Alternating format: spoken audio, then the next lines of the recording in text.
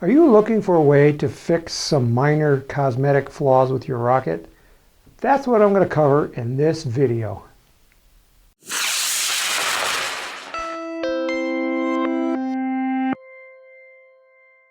Hi, I'm Tim Van Milligan. This is the Apogee Rocketry Workshop, and today I want to cover fixing minor surface blemishes on your rocket. Previously, in a previous video, I did a video on how to make a transition using a nose cone. So this was made out of a nose cone.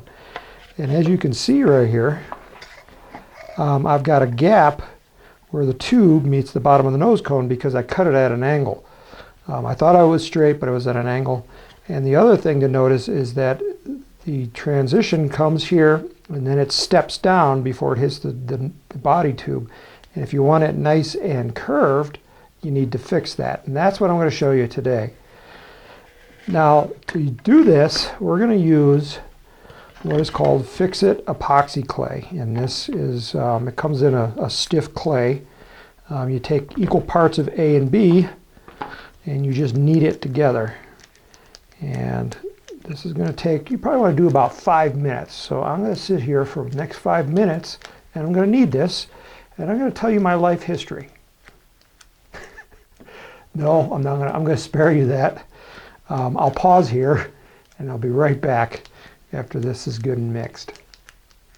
Okay, I'm back. The clay is now mixed, and the issue here is that putting clay on a body tube doesn't always stick. The body tube is kind of dry. If you ever used epoxy before, you know that epoxy doesn't really penetrate into the paper. So we need to get it to stick to the paper. So I'm going to take some water-thin super glue, and that's why I got my safety goggles on.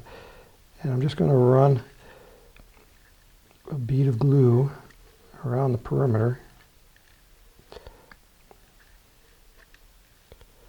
Using an applicator wick like this to paint it on, and we have these applicator wicks at our website, and I recommend them. Then I'm just going to take and wipe off the excess, and this will be dry in a matter of seconds. So I'm done with the super glue. We're going to take the epoxy clay and we're going to roll it into a long snake, enough to go around the perimeter of our tube here.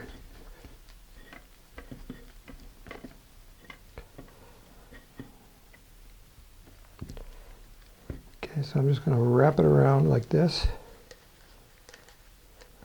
And I went too long, so I can just tear that off. And this is excess, so this is good to have multiple projects going on at one time. And then I'm going to just smush it down and try to create as smooth a transition as possible.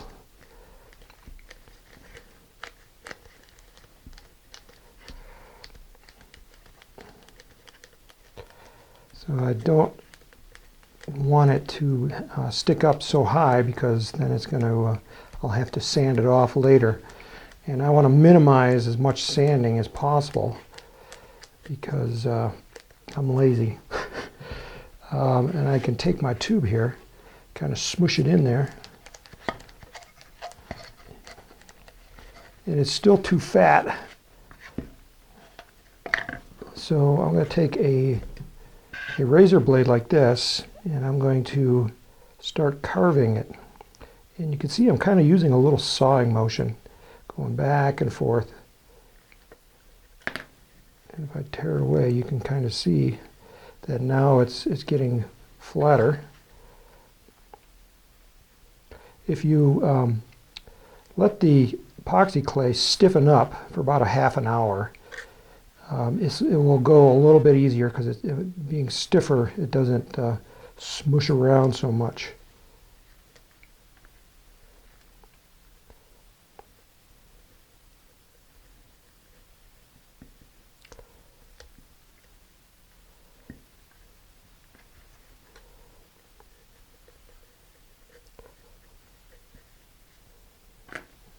Okay, I'll put this back on here, see how close I am.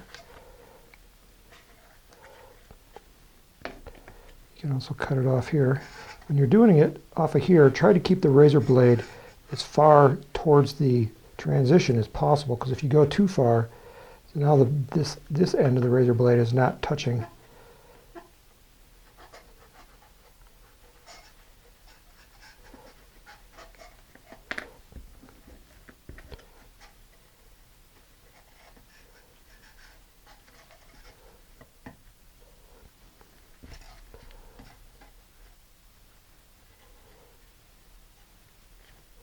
And if it pries up too much, just smush it back down. It's forgiving.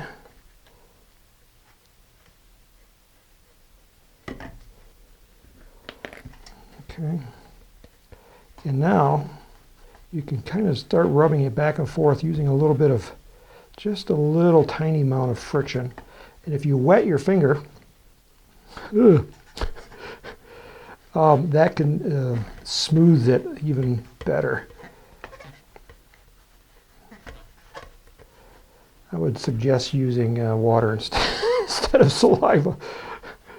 I do that for my daughters because they absolutely hate it when I do this on camera. So if you're watching, girls, Daddy's mocking you.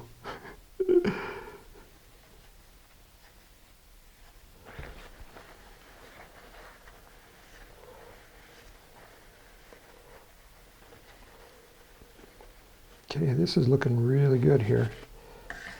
And you can see I actually got a little bit of a step.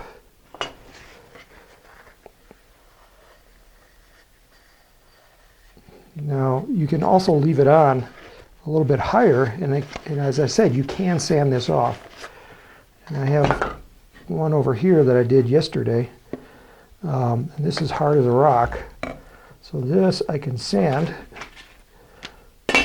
You can use a piece of sandpaper. I got 220 grit. And you can go around and sand it. And by doing this, you're going to get it pretty much perfect.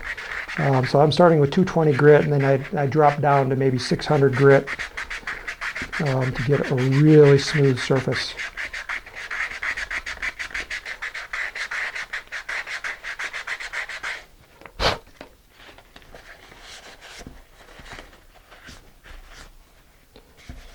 All right. And then my edge, this wasn't a perfectly straight edge on this one, but I'll take the razor blade and just go around the perimeter and make that nice and sharp.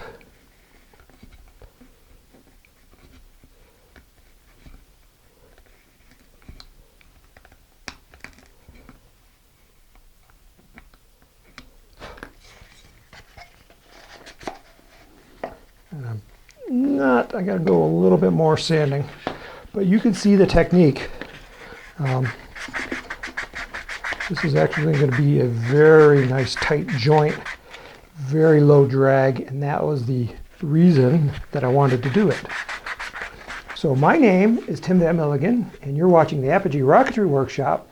May the winds be light, may the skies be blue, and may all your rockets fly straight and true. And if you're still here, there's some videos over here on this side. Go ahead and watch those. Those are some of our favorites.